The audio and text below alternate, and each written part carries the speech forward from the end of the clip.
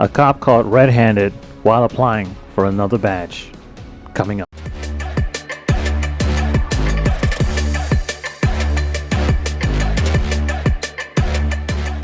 Welcome to the Reaction Radar, where we break down stories that shouldn't slip through the cracks. An officer was arrested while applying for a new law enforcement job. How did this get past the system? Without any further ado, let's jump right into this. Don't see it often, but a Green Country police officer found himself in handcuffs last night. He's accused of pawning equipment owned by the Inola Police Department. 2 News Oklahoma's Douglas Braff asked local law enforcement how this could have happened.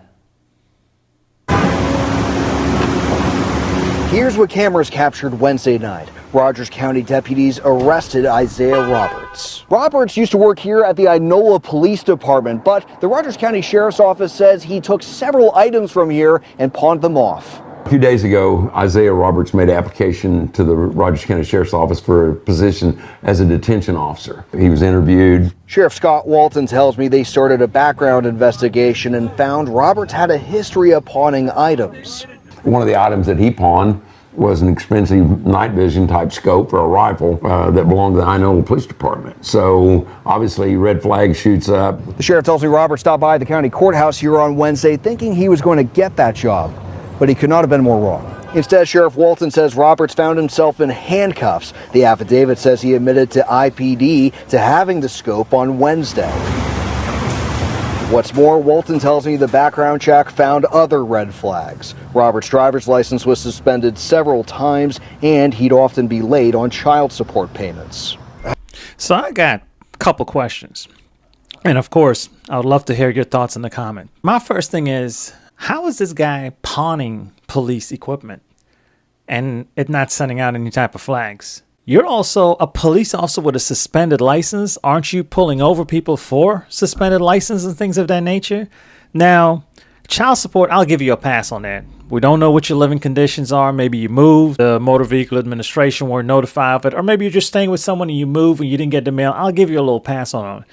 But the rest of them, no excuse, none. What do you guys think so far? Should law enforcement agencies be held accountable for weak background checks? Is this a symptom of underfunding or a deeper issue in recruiting? Food for thought. Let's jump right back into it. How did Inola Police Department not know about this? I don't think it's my business to address how they do background checks, but I mean, I can tell you that it was not long into this background check that our investigator found these red flags. And He just threw the other department under the bus because he was like, well, I'm not going to tell you how to do your job, but it wasn't very long and hard for us to find this out. Wow. he only got read it.